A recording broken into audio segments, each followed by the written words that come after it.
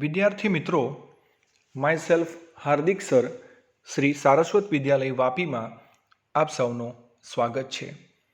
મિત્રો, આપણે વાતો કરી રહ્યા છે ધોરણ 12 જીવ વિજ્ઞાનમાં પ્રકરણ 7 ઉદ વિકાસ વિશે.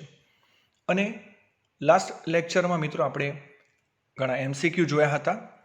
તો હવે પ્રકરણમાં આગળ વધીએ છીએ, તો સૌ ધ્યાન આપે. હવે વાત આવે છે હાર્ડી વિનબર્ગનો સિદ્ધાંત.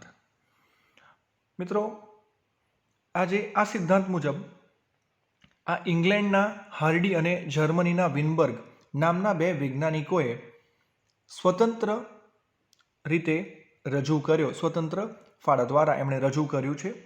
અને ઉદ વિકાસમાં આ સિદ્ધાંતનું મહત્વ છે. આ જે સિદ્ધાંત છે મિત્રો, એ વસ્તી જનીન વિદ્યાના વિકાસ માટેનો આધાર પૂરો પાડે છે. શાને માટેનો? વસ્તી જનીન વિદ્યાના વિકાસ માટેનો આધાર પૂરો પાડે છે. મિત્રો, હાર્ડી વિનબર્ગ સિદ્ધાંતની જે સ્પષ્ટ સમજૂતી છે એ જનીન સેતુ અને જનીન આવૃત્તિના જ્ઞાનને આધાર મળે છે, એના આધારે મળે છે. એટલે જનીન સેતુ અને જનીન આવૃત્તિ. તો આપણે એ જોઈએ કે જનીન સેતુ શું છે, જીન પુલ શું છે. મિત્રો, તો જીન પુલની વાત કરીએ તો મેન્ડેલિયન વસ્તીમાં હાજર જનીનોનો કુલ સરવાળો એટલે જનીન સેતુ. મેન્ડેલિયન વસ્તીમાં હાજર જનીનોનો કુલ સરવાળો એટલે શું? જનીન સેતુ તરીકે ઓળખાય છે. અને જનીન સેતુ એ જાતીય પ્રજનનની ઘટના દ્વારા વિવિધ સ્વરૂપનું જનીન સંયોજન અને પુનઃ સંયોજન છે. મિત્રો, ત્યારબાદ જનીન આવૃત્તિની વાત કરીએ. જનીન આવૃત્તિ તો એમાં જનીન સેતુમાં અથવા વસ્તીમાં રહેલા જનીન પ્રમાણને જનીન આવૃત્તિ કહે છે. કોને કહેવાય છે? જનીન સેતુમાં અથવા વસ્તીમાં રહેલા જનીન પ્રમાણને જનીન આવૃત્તિ કહે છે. જ્યારે એક કારકની જનીન આવૃત્તિ જાણીતી હોય ત્યારે વસ્તીમાંના અન્ય કારકની આવૃત્તિ સામાન્ય સૂત્ર દ્વારા ગણી શકાય છે. અહીં મિત્રો, અહીં આપણે ધારી લઈએ કે ધારો કે કેપિટલ એમ જે છે વૈકલ્પિક કારકની જનીન આવૃત્તિ છે પી, અને સ્મોલ એમ વૈકલ્પિક કારકની જનીન આવૃત્તિ છે ક્યુ. તેથી પી પ્લસ ક્યુ ઇક્વલ્સ ટુ 1 થશે. બરાબર. હવે જ્યારે ક્યુ જાણતા હોય તો પી ગણી શકાય અને પી જાણતા હોય તો ક્યુ ગણી શકાય. બરાબર. તો અહીં આપણે એનું એક પ્રાયોગિક ઉદાહરણ અહીં લીધું છે મિત્રો. તો એમાં ધ્યાન આપશો. બરાબર, કે કોઈ પણ વસ્તીની જનીન આવૃત્તિ શોધવા માટે આ સૂત્રનો ઉપયોગ કરી શકાય. અને આ સૂત્રનો ઉપયોગ સમાન સંખ્યામાં કેપિટલ એમ જનીનો અને સમાન સંખ્યામાં સ્મોલ એમ જનીનો ધરાવતી હેમસ્ટર વસ્તી માટે કરી શકાય. તો વસ્તી કેપિટલ એમ જનીનની આવૃત્તિ બરાબર અહીં 50%. બરાબર, એટલે 0.5 પી 0.5 થશે. વસ્તી સ્મોલ એમ જનીનની આવૃત્તિ 50%. બરાબર, એટલે ક્યુ જે છે 0.5 થશે. હવે આ સૂત્ર છે P plus Q square equals to P square plus 2pq plus Q square. હવે અહીં પી ક્યુની વેલ્યુ જે છે મિત્રો એ આપણે મૂકી દઈએ તો જે આન્સર મળે છે, શું મળે છે? તો અહીં 25% જે છે એ capital M 50%, capital M small M અને 25% જે છે સ્મોલ એમ. આ પ્રકારનું પરિણામ મળે છે. પ્રાકૃતિક વસ્તી હંમેશા સમાન સંખ્યા ધરાવતી નથી.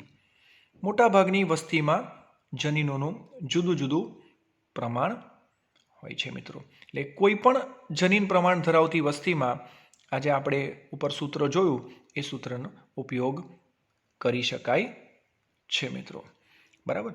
તો જો વસ્તીમાં જનીનનું પ્રમાણ જાણતા હોય ત્યારે સંતતિઓનું પ્રમાણ અને જનીન પ્રકાર સરળતાથી હાર્ડી વિનબર્ગના સિદ્ધાંતનો ઉપયોગ કરીને ગણી શકાય છે.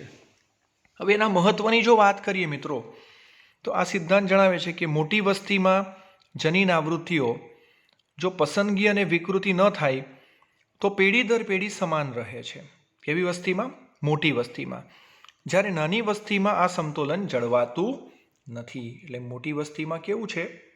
એ મેન્ટેન રહે છે, જ્યારે પેઢી દર પેઢી સમાન રહે છે. જ્યારે નાની વસ્તીમાં સમતોલન જળવાતું નથી.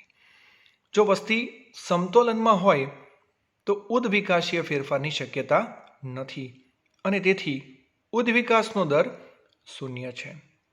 ઉદ્વિકાસ ત્યારે જ થાય છે જ્યારે સમતોલન અવ્યવસ્થિત થાય મિત્રો. એટલે જે સમતોલન છે જ્યારે બગડશે, વસ્તી સમતોલન બગડશે ત્યારે જ ઉદ્વિકાસ થઈ શકે છે. હવે આ જે જનીન આવૃત્તિ છે મિત્રો, એને અસર કરતા કારકોની જો વાત કરીએ, એના ફેક્ટર્સની વાત કરીએ તો એના પર વિકૃતિ, પસંદગી, વિચરણ, યાદચ્છિક વિચલન જેવા કારકો જે છે એ અસર કરતા હોય છે. તો યાદ રાખજો મિત્રો, જનીન આવૃત્તિને અસર કરતા કારકોને યાદ રાખજો. બરાબર છે. હવે માનવની ઉત્પત્તિ અને ઉદ્વિકાસ. મિત્રો, માનવના પૂર્વજો અંગેની જો આપણે સ્પષ્ટતા મેળવવી હોય તો પૃષ્ઠવંશીઓના ઉદ્વિકાસીય વૃક્ષના મૂળને આપણે જોવું જરૂરી બને. અને આપણે આ જાણીને નવાઈ લાગશે કે આશરે 480 મિલિયન વર્ષો પૂર્વે આપણી શ્રેણીના પૂર્વજો મીઠા પાણીમાં ક્રોસોપ્ટેરિજન મત્સ્ય તરીકે મત્સ્યો જીવતા હતા. ક્રોસોપ્ટેરિજન શબ્દ યાદ રાખજો મિત્રો. બરાબર છે. અને આજે પ્રાઇમેટ્સના ઉદ્વિકાસ પથમાં આવતા અન્ય પૂર્વજો આપણે અહીં દર્શાવ્યા છે મિત્રો. તો એને આ ક્રમ યાદ રાખશું. મત્સ્ય લખ્યું છે ક્રોસોપ્ટેરિયન મત્સ્ય, ત્યારબાદ લેબિરિન્થોડોન્ટ ઉભયજીવી, કોટિલોસોર સરીસૃપ, થેરાપ્સીડ સરીસૃપ, કીટાહારી, સસ્તન, પ્રાઇમેટ. અને પ્રાઇમેટ બાદ તમે જોઈ શકો છો 2 ફાટા પડે છે અહીં, પ્રોસિમિન્સ અને એન્થ્રોપોઇડ્સ. તો પ્રોસિમિન્સમાં કોનો સમાવેશ થયો છે? તો ટ્રી શ્રૂ, લેમુર, લોરિસ આ જે છે પ્રોસિમિન્સ. જ્યારે એન્થ્રોપોઇડ્સની અંદર ગિબન, ઓરાંગ ઉટાન, ચિમ્પાન્ઝી, ગોરિલા, વાનર, માનવનો સમાવેશ થાય છે મિત્રો. તો આ રીતે પ્રાઇમેટ્સના ઉદ્વિકાસનો પથ છે મિત્રો. તો અહીંયા આપણે ખ્યાલ આવે છે કે ક્યાંથી? મીઠા પાણીના ક્રોસોપ્ટેરિયન જે છે મત્સ્યો જીવતા હતા ત્યાંથી અહીં દર્શાવ્યો છે. હવે આગળ વધીએ છીએ મિત્રો. માનવના ઉદ્વિકાસનું વલણ. અન્ય પ્રાણીઓની જેમ માનવનું ઉદ્વિકાસીય જે વલણ જે છે મિત્રો એને સમજીએ તો જે સદિશીય પ્રગતિશીલ ફેરફાર દર્શાવે છે અહીં, બરાબર, એના જો ક્રમને આપણે જોઈએ ટૂંકમાં તો કંઈક આ પ્રમાણે સમજી શકાય. તો વૃક્ષારોહી જીવન સ્થળીય જીવનમાં ફેરવાયું, આ એક અગત્યનું લક્ષણ કહી શકાય. કેવું જીવન હતું? વૃક્ષારોહી જીવન જે છે એ સ્થળ જીવનમાં ફેરવાયું.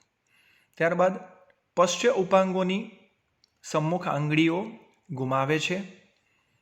આ બધા આવેલ ફેરફારોની મિત્રો વાત છે. પછી ઇરેક્ટ પોસ્ચર આવ્યું, એટલે કે ટટ્ટાર એમનું જે ઉર્ધ્વ સ્થિતિ સ્થાપિત થઈ વિકસાવે છે.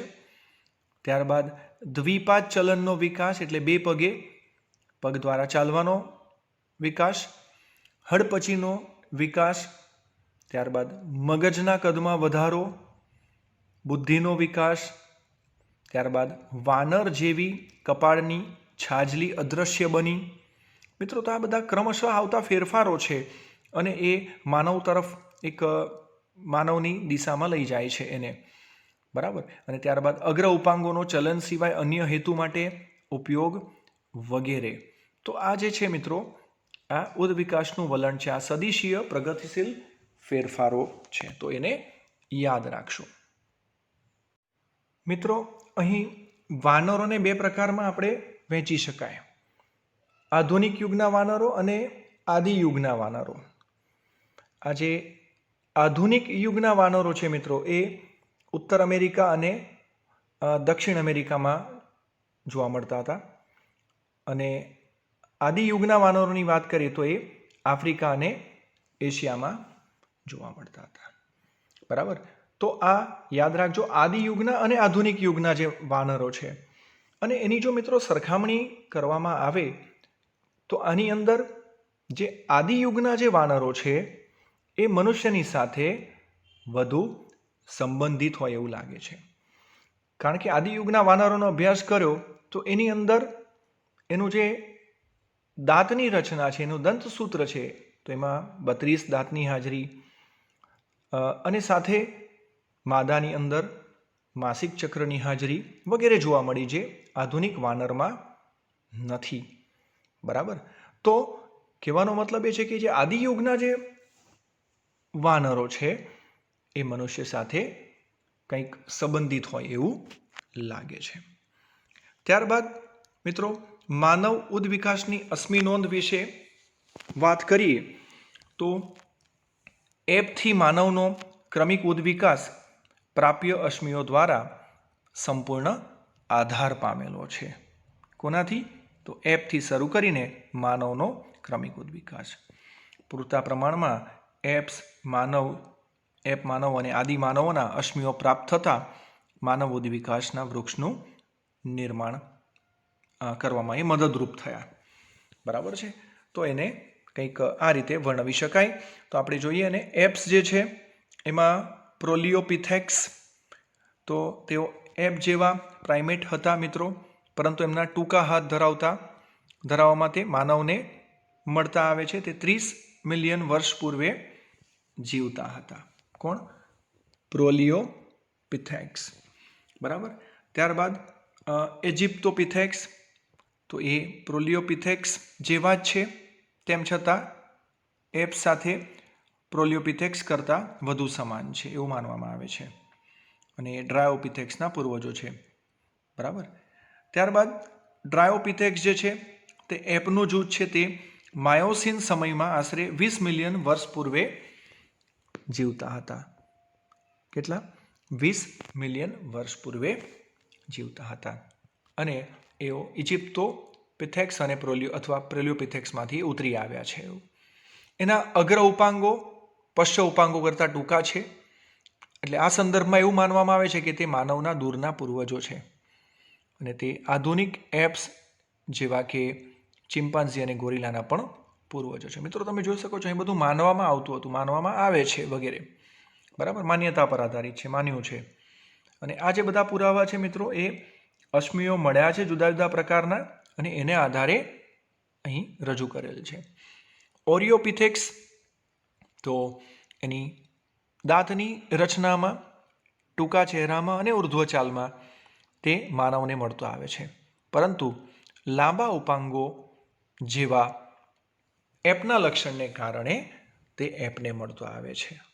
બરાબર. મિત્રો સ્ટ્રાઉસ અને સિમ્પસને સૂચવ્યું કે માનવ અને ઓરિયોપિથેક્સ સમાંતર ઉદ્વિકાસ દર્શાવે છે, અને આથી તે માનવના પૂર્વજો નથી. કોણે દર્શાવ્યું આવું? સ્ટ્રાઉસ અને સિમ્પસને દર્શાવ્યું કે બંને સમાંતર ઉદ્વિકાસ દર્શાવે છે, તો પછી એ પૂર્વજો ગણી શકાય ને પૂર્વજો નથી.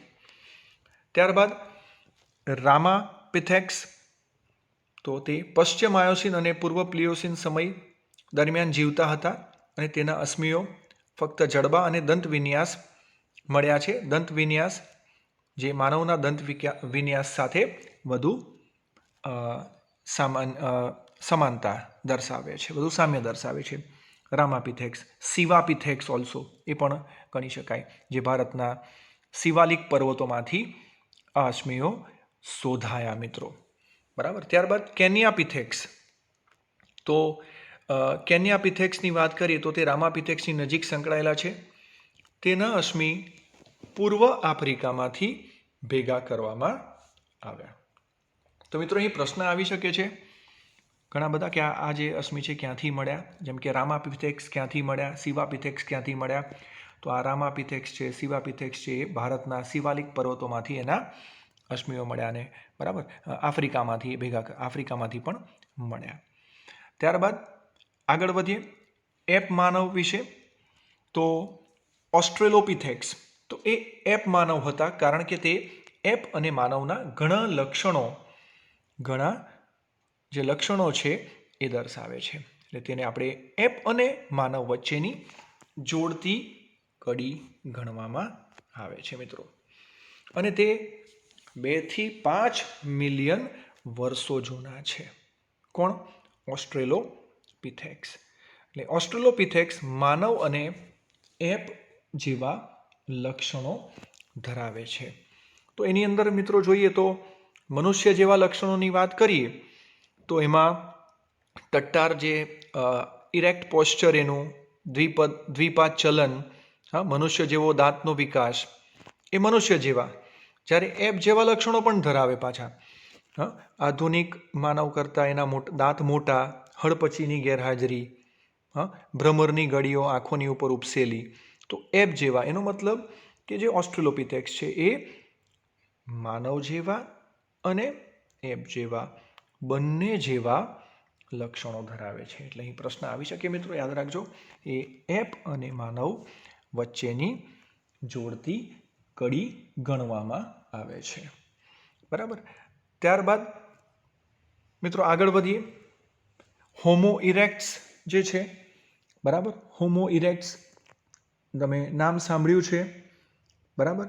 તો હોમો ઇરેક્ટ્સ પહેલાં મિત્રો આપણે પૂર્વ ઐતિહાસિક માનવમાં હોમો હેબિલસને યાદ કરીએ. તો હોમો હેબિલસ જે છે મિત્રો એ મનુષ્ય જેવા જ પહેલો સજીવ, અને જેઓ શિકાર કરવા માટે પથ્થરના ઓજારો બનાવ્યા. એટલે ઓજારો, સાધન બનાવનાર મનુષ્ય આપણે કહી શકીએ. એ લોકો ટૂલ્સ બનાવતા હતા મિત્રો, પરંતુ તેઓ માંસાહારી નહીં હતા. જે હોમો હેબિલસ છે એઓ માંસાહારી ન હતા. અને એઓની મસ્તિષ્ક ક્ષમતા જે છે ને મિત્રો ઓછી હતી, સૌથી લગભગ 650 થી 800 સીસી જેટલી એની વચ્ચે આસપાસ એની મસ્તિષ્ક ક્ષમતા હતી. કોની? હોમો હેબિલસ. પણ તેઓ માંસાહારી ન હતા મિત્રો, બરાબર છે. અને એ લોકો ગુફામાં રહેતા. ક્યાં રહેતા હતા? ગુફામાં રહેતા હતા. હોમો ઇરેક્ટ્સની વાત કરીએ મિત્રો. હવે હોમો ઇરેક્ટ્સ જે છે મિત્રો એની મસ્તિષ્ક ક્ષમતા જે છે એ હેબિલસથી થોડી વધુ છે. તો એની અંદર મિત્રો એ ગુફાવાસી હતા, સાથે માંસ પણ ખાતા હતા, અને મગજ જે છે એનો વિકાસ થોડો વધારે હતો. અને એની જાતિઓ જે છે મિત્રો એમાં જાવા મેન અને પેકિંગ મેન વિશે તમે નામ સાંભળ્યું છે, બરાબર. જાવા મેન, કારણ કે એના જે અશ્મિઓ છે મિત્રો જાવામાંથી ભેગા કરવામાં આવ્યા હતા, અને અન્ય અશ્મિઓ ચીનના પેકિંગમાંથી મળ્યા હતા. તો સામાન્ય રીતે એને પેકિંગ મેન કહે છે. એટલે જાવા મેન અને પેકિંગ મેન એક જ છે મિત્રો, બરાબર. તો તેઓ લગભગ 5 લાખ વર્ષો પૂર્વે જીવતા હતા, અને તેઓ પ્રથમ સાચા માનવ હતા એવું કહી શકાય, બરાબર. તો હોમો ઇરેક્ટ્સ, ઓસ્ટ્રેલોપિથેક્સ અને હોમો સેપિયન્સ વચ્ચે જોડતી કડી બનાવે છે કોણ? હોમો ઇરેક્ટ્સ, ઓસ્ટ્રેલોપિથેક્સ અને હોમો ઇરેક્ટ્સ એ કોની વચ્ચે? ઓસ્ટ્રેલોપિથેક્સ અને હોમો સેપિયન્સ વચ્ચે જોડતી કડી બનાવે છે. હવે હોમો ઇરેક્ટ્સના મુખ્ય લક્ષણોની જો વાત કરીએ મિત્રો, એના લક્ષણોમાં તેઓ ઊભું દ્વિપાદ ચલન ધરાવે, તેઓ ઓસ્ટ્રેલોપિથેક્સ કરતાં સહેજ ઊંચા છે, ચહેરો હડપચી વગરનો છે, તેઓ આગ અને વિવિધ ઓજારોનો ઉપયોગ કરે, તેઓ ગુફામાં વસતા હતા, વિવિધ ઓજારોનો ઉપયોગ કરતા હતા, તેઓ શિકારી હતા. તો મિત્રો આ જે બધા લક્ષણો છે એ આ પ્રકારના લક્ષણો જે છે મિત્રો એ હોમો ઇરેક્ટ્સ ધરાવતા હતા. હવે આદિમાનવની વાત કરીએ તો મિત્રો એમાં આધુનિક હોમોસેપિયન્સ, એટલે હોમોસેપિયન્સ અને હોમો ઇરેક્ટ્સ, આદિમાનવની વાત કરીએ તો એ હોમોસેપિયન્સ હોમો ઇરેક્ટ્સમાંથી ઉતરી આવ્યા હતા, અને તેઓ આધુનિક માનવથી વધતા ઓછા અંશે સમાન હતા, બરાબર. આધુનિક માનવનું નામ મિત્રો તમને ખબર છે, વૈજ્ઞાનિક નામ હોમો સેપિયન્સ સેપિયન્સ. શું નામ છે? હોમો સેપિયન્સ સેપિયન્સ.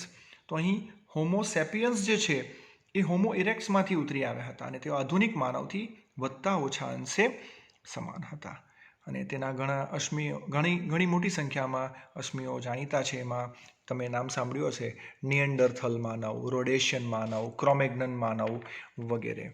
મિત્રો, તે નિએન્ડરથલ મેનની વાત કરીએ તો તેના જે અશ્મિઓ છે જર્મનીના નિએન્ડરથલ ખીણોમાંથી ભેગા કરવામાં આવ્યા હતા અને આશરે 75,000 વર્ષ પૂર્વે અસ્તિત્વ ધરાવતા હતા અને તેઓ લગભગ 25,000 વર્ષ પૂર્વે નાશ પામ્યા. અને એમના લક્ષણોની જો વાત કરીએ નિએન્ડરથલ મેનના, તો એમના ભ્રમર, ભારે અને બહાર ઉપસેલી હડપચી ધરાવતા ન હતા, મોટા દાંત હતા તથા ઓજારો જે છે એ આગળના માનવો જે હતા બનાવતા એ જ પ્રકારના ઓજારો પણ બનાવતા હતા, પરંતુ એ બધું કુશળતાપૂર્વક એનો ઉપયોગ કરતા બનાવતા. એની મસ્તિષ્કની ક્ષમતાની જો વાત કરીએ, મસ્તિષ્ક ક્ષમતા જે છે એ લગભગ 1400 cc હતી, ક્રેનિયલ કેપેસિટી જે છે, બરાબર છે. ત્યારબાદ રોડેશિયન માનવ જે છે એ અશ્મિઓ રોડેશિયામાંથી ભેગા કરવામાં આવ્યા. એની મસ્તિષ્ક ક્ષમતા જે છે એ 1300 cc જેટલી હતી મિત્રો, બરાબર. ક્રોમેગ્નન માનવ જે છે એ છેલ્લા 30,000 વર્ષો દરમિયાન યુરોપમાં આવા માનવો જીવતા હતા અને તેઓ આધુનિક માનવોની વધુ નજીક હતા અને તેઓ મોટા ભાગે આધુનિક માનવના બધા લક્ષણો ધરાવતા હતા મિત્રો. કોણ? ક્રોમેગ્નન માનવ, બરાબર. અને ખાસ કરીને એની મસ્તિષ્ક ક્ષમતાની જો વાત કરીએ તો એ 1650 cc એ સૌથી વધુ કહી શકાય. મસ્તિષ્ક ક્ષમતા જે છે એ કહી શકાય 1650 cc જેટલું, બરાબર છે. ત્યારબાદ મિત્રો આધુનિક માનવની વાત કરીએ, હોમો સેપિયન્સ, બરાબર, જે ક્રોમેગ્નન માનવના અનુગામીઓ કે જે આશરે 8,000 વર્ષો પૂર્વે ઉદ્ભવ્યા, બરાબર, અને વનસ્પતિઓમાંથી ખોરાકનું ઉત્પાદન અને પશુપાલનનો પ્રયત્ન અને તેઓને હાલના દિવસની સંસ્કૃતિ તરફ દોરી ગયો, બરાબર છે. તો આધુનિક માનવની મસ્તિષ્ક ક્ષમતાની જો મિત્રો વાત કરીએ તો એ 1450 cc જેટલી હોય છે. તો મિત્રો આ રીતે માનવ ઉદ્વિકાસની જે સમજ છે એ વિવિધ મળેલ અશ્મિઓ દ્વારા અહીં મેળવી શકાય છે. તો મિત્રો ઘણા બધા પ્રશ્નો આવી શકે છે. દરેકની મસ્તિષ્ક ક્ષમતા તમે યાદ રાખજો. ત્યારબાદ કયું અશ્મિ ક્યાંથી મળ્યું છે, કયું જાણીતું છે, વગેરે વગેરે આવા પ્રશ્નો અહીં આવી શકે છે ઘણા બધા.